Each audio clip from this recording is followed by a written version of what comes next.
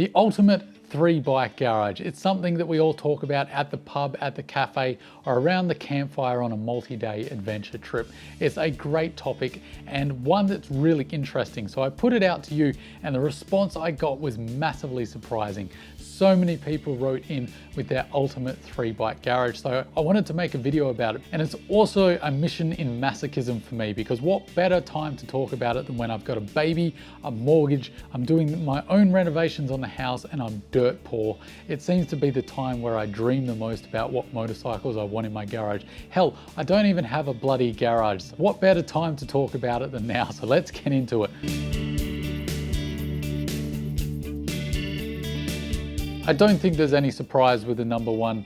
It's the bike behind me, the CRF 300L and the Rally. I'm including them as a package deal because basically they're the same bike with minor changes, but fundamentally the same bike. Now, why is this at the top of the list? Well, you could point out that it's because I have this bike, and that brings a lot of viewers who also like this bike or are thinking about getting this bike to my channel, which means it gets more votes. I would definitely put some weight to that argument. But I'd also say that it's because it's a fantastic little dual sport. It really answers a need in the market. Now, sure, it's not a 400 or a 450 with big power like an enduro bike or even a DRZ 400, which a lot of people complain about. But it's enough for the average rider, and it's enough for me to do a little bit of everything. It's my only bike, and it's a jack of all trades, a true jack of all trades, but a master of none. And adding to that, it's affordability for people like me who are looking for an affordable dual sport, because I don't have a lot of money to spend on a bike at this point in my life. As I mentioned, baby, mortgage, renovations, building a shed, don't have much capital to throw around. So an affordable bike that can do a little bit of everything is perfect. And that's why I think it's top of the list. It's also pretty much why it's top of my list too. Number 2 that everyone wants in their garage is the KTM 690/Husqvarna 701/GasGas ES 700. Fundamentally, they're the same bike with a few minor differences, much like between 300L and the Rally. And it's no surprise that this is number 2, because it is a fantastic dual sport, especially because it offers some things that the 300L doesn't. It has far superior suspension. If you're wanting power out of a dual sport, the KTM 690 is the way to go. And of course, the componentry is all going to be premium stuff. And the reason it's number 2 is because it comes with a premium price tag. So the reliability bug is always going to be there with the 690, and that's why it's number 2. Still a fantastic bike, and definitely wouldn't be annoyed to have one in my garage either. Third on the list, we're coming into the adventure bike. So we've got the Yamaha Tenere 700. Not a surprise either, a fantastic adventure bike, skewing towards a middleweight, lightweight at just over 200 kilos. There's not much that hasn't been said about this bike, just a fantastic option as an adventure bike, particularly if you're wanting Japanese. Still relatively affordable, although it is getting a little bit ridiculous with the price hikes lately, and you're getting that quality and quite a lot of off-road capability. So it's kind of like the Japanese version of a KTM 790. The other bike that was on that list is the 1290 Adventure from KTM. There were various different models of this. I just grouped them all together under the 1290 Adventure umbrella. I didn't separate out the individual models, but this was a real surprise. I didn't expect such a big, more of a touring off-road adventure bike to be on this list. But then I thought about it. The KTM 1290 makes astonishing amounts of power. It's an absolute powerhouse of an adventure bike with a whole pile of tech. So if you want to be really comfortable, but you still want stupid sport bike power and a decent amount of off-road capability, well, look no further really than the 1290s.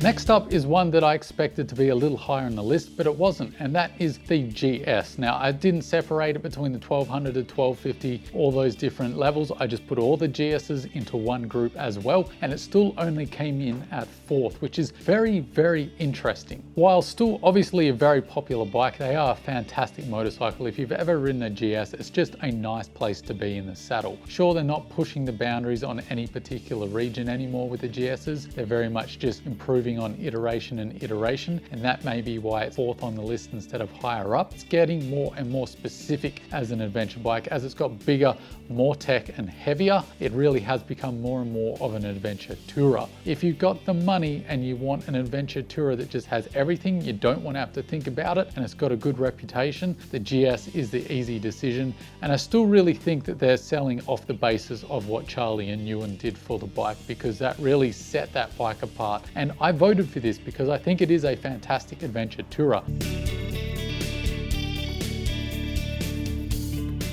This was actually 4 separate bikes that all got the same amount of votes. The first on that list is of course a mainstay of the dual sport world. In fact, it's dual sport royalty by this stage, I'm fairly certain to say, is the Suzuki DR650. Maybe a little bit of a surprise that it's not further up on the list, but I don't think it needs too much explaining. It's just dead reliable, it's been out forever, there's accessories everywhere, it's affordable, and it's very capable, and offers way more power than say the CRF 300L. And I certainly wouldn't be disappointed with the DR650 in my garage. Next up is one that I voted for that I did not expect to get this high, and that's the Harley Davidson Fat Boy.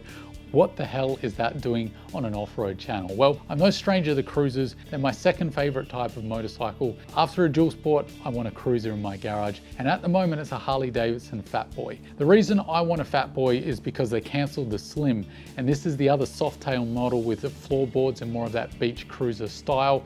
And I like the look of it as well. I don't really like the price tag because here in Australia, Harley Davidsons are stupidly overpriced. You've got that Milwaukee 8 engine, which is just a gem of a motor, just enough suspension travel to be comfy and all the torque you need, enough horsepower and the looks. It's fantastic. But a big reason I love cruisers and love them more and more, and I feel this rising urge and desperation to get one pretty soon as I can afford it. It's getting harder and harder to produce them the way they are. Simple, old school, heaps of torque. It's very hard to find that combination on the market, particularly because EPA regulations are getting tighter and tighter, and authoritarianism from governments, where you can ride, what you can ride, how much power you can have. I'm worried that this is a motor that we will no longer see. And because I love these big V-twins and parallel twin motors for the way they perform, I really want to get one before it's too late. Now, the reasons why other people voted for it, well, I think cruisers are really popular and probably going to be getting more popular again, particularly going off these statistics. Because of what I talked about, those big torquey motors, and they're getting rarer and rarer.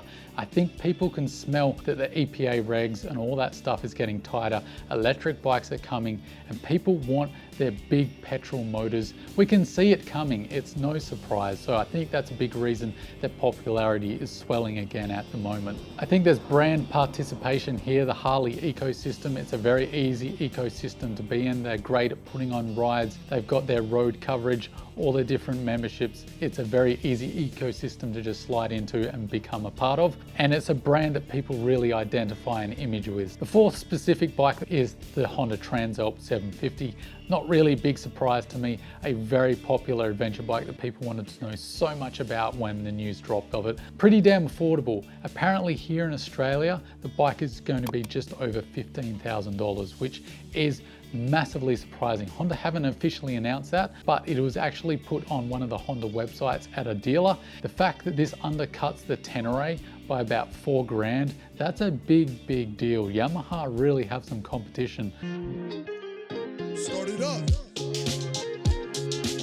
So number 1 was Team Red, the biggest of the Japanese motorcycle manufacturers. They have a huge reputation as dead reliable. They're also great at pumping out very affordable bikes with decent amounts of performance. Number 2, Yamaha, for the same reasons that Honda's at the top of the list. Fantastic value for money, dead reliable, big manufacturer offering bikes that people want at a price they're willing to pay. Number 3 is KTM. If you're wanting high performance and off-road, it's a no-brainer. You go KTM if you got the wallet to survive the purchase. Fourth on the list was the biggest surprise to me, and that's Harley Davidson, that managed to break into the list on an off-road channel, a cruiser, and not just cruisers in general, but a specific brand. So really surprising, massively popular brand with a strong identity and a big ecosystem. They make beautiful looking motorcycles, and if you've never ridden one, you are missing out. So before you bash them, go and ride one. Number 5 was Suzuki. Of course, this is going to be massively popular in the off-road community. They make the DR650, they make the DRZ 400, and they make the V-Strom. All legends in the off-road world by now. Suzuki, like Honda and Yamaha, make very reliable, very affordable, and decently performing motorcycles. I think it's a no-brainer that they're on the list. The most voted for category was the adventure bike. That's what people want in their garages the most. Second on the list was of course the dual sport, which is fantastic to see. My favorite category off-road, just the dual jack of all trades motorcycle. Number 3 makes me happy too, but probably frustrates some of you, and that's the cruiser. Number 4 was enduro bikes. I expected this to be number 3. I suspect it's probably because my channel doesn't really cater towards more of the high performance skilled off-road rider, which is what enduro bikes cater to, of course. If a dual sport doesn't offer you the power and the suspension you want, you go to an enduro if you have the skill to use it. And even if you don't, they really are a tantalizing option if you want ultra lightweight, high performance and off-road. Of course, they are a little more expensive, so I expect that's why they're a little lower on the list as well. And number 5 was the Scrambler. This is a trend that I've been noticing is Scramblers at the moment. They're the really hot bike in the market at the moment. And I think they're like an adventure bike, but aesthetically, they're more appealing to a lot of people. They have a lot more attention paid to the aesthetic design of these bikes. And some of them are very, very pretty motorcycles. Some of them you put some knobby tires on and you really can take them further than you would think. I'd love to know your thoughts on all this, guys. Were you surprised by what rated the highest and what rated the lowest? Are you disappointed your motorcycle didn't make the list, or are you ecstatic that yours did? Let me know down in the comments section down below. And as always, guys, don't forget to stay shiny side up, and I'll see you in the next one.